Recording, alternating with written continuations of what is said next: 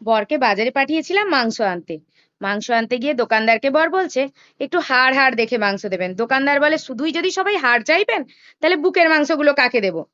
তখন আমার বর বলে দূর, দোকানদার শুধু হাড় দিচ্ছে না, সঙ্গে সলিড পিসও দিচ্ছে। আমি বলি আচ্ছা নিয়ে এসোই না, দেখি না কি করা যায়, তুমি পুরো মাংসটাই নিয়ে এসো। আমার কর্তা তো মাংস টাংস নিয়ে এসছে। আমার কর্তা বলে এই সলিড পিস কিন্তু আমাকে রান্না করে দেবে না। আমি বলি আচ্ছা ঠিক আছে, আজকে তোমরা এই হাড় হাড় গুলো খাও, আমি সলিড পিস দিয়ে একটা এমন রান্না করে দেবো যে তোমরা বুঝতেও পারবে না যেটা কি রান্না, আর খেতে দারুণ লাগবে। আর তখন তোমরা হাড় তো চাইবেই না। তাই সেই ভাবা আর কাজও শুরু। আমি এই বেস্ট পিসগুলোকে ছোট ছোট করে কুচিয়ে নিয়েছিলাম, তার মধ্যে একটা ব্যাটার রেডি করে দিয়েছিলাম। তাতে দিয়েছিলাম টক দই, যেমন সাধারণ মশলা ধনে গুঁড়ো, জিরে গুঁড়ো, হলুদ গুঁড়ো, লঙ্কা গুঁড়ো, আর একটু কাশ্মীরি রেড চিলি পাউডার। ভালো করে ফেটিয়ে নিয়েছিলাম, সঙ্গে নিয়েছিলাম নুন, দিয়ে মাংসের সঙ্গে ভালো করে মাখিয়ে আপাতত 1 ঘন্টা ঢাকা দিয়ে রেখে দিয়েছিলাম। এর সাথে যে স্পেশাল ব্যাপারটা করেছিলাম সেটা হচ্ছে, আমরা তো সবাই নর্মালি আদা পেঁয়াজ রসুন কুচিয়ে কষিয়ে নিই। আমি কি করেছিলাম, পেঁয়াজ আদা রসুন টমেটো হালকা করে চপ করে নিয়েছিলাম, মানে রাফলি চপ যাকে বলে, করে তেলে হালকা ভেজে নিয়েছিলাম। সঙ্গে দিয়েছিলাম কিছুটা ধনেপাতা আর কয়েকটা কাজু বাদাম, দিয়ে একটু ভাজা ভাজা করে নিয়েছিলাম। সেটাকে মিক্সির বাটিতে নিয়ে ভালো করে ব্লেন্ড করে নিয়েছিলাম। ব্লেন্ড করা মশলাটা দিয়েই আজকে আমি রান্নাটা করেছিলাম, আর এই জন্যেই রান্নাটার টেস্ট হয়েছিল অসম্ভব সুন্দর। ব্লেন্ডটা কিন্তু একটু ধীরে ধীরে করতে হবে, যেহেতু আদাগুলো রাফলি চপ করা আছে, তো সেই জন্য একটু সময় নিয়ে ব্লেন্ড করলে ভালো করে ব্লেন্ডটা হয়ে যাবে।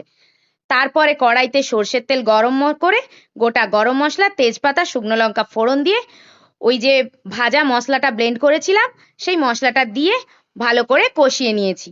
এই কষানোটাও কিন্তু একটু সময় নিয়ে করতে হবে। তেল ছেড়ে আসার পর আমি যে ম্যারিনেট করে চিকেনটা রেখেছিলাম সেই চিকেনটা ঢেলে দিয়েছি। ঢেলে ভালো করে কম আঁচে, মানে গ্যাসের ফ্লেমটাকে লো করে দিয়েছি। লো করে সময় নিয়ে নিয়ে এটাকে কষিয়ে নিয়েছি।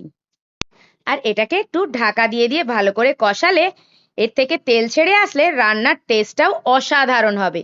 তাই আমি এটাকে সময় নিয়ে লো ফ্লেমে কষিয়ে কষিয়ে রান্না করছি। দেখো দারুণ তেলটা ছেড়ে এসেছে, আমার রান্না প্রায় রেডি হয়ে এসেছে।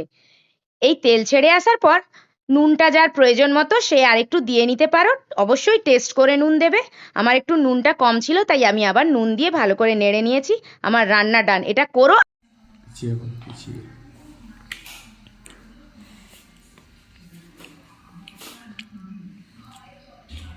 বাসন্তী পোলাওটা ওয়াও হয়েছে, একদম ঝরঝরে আর টেস্টি, দারুণ। দেখি চিকেনটা টেস্ট করে দেখি, হারিয়ালি চিকেন কেমন হয়েছে। একটু বাসন্তী পোলাওটা নেই, নাহলে কি করে বুঝবো কেমন হয়েছে। তুইও কি বসে আছিস নাকি?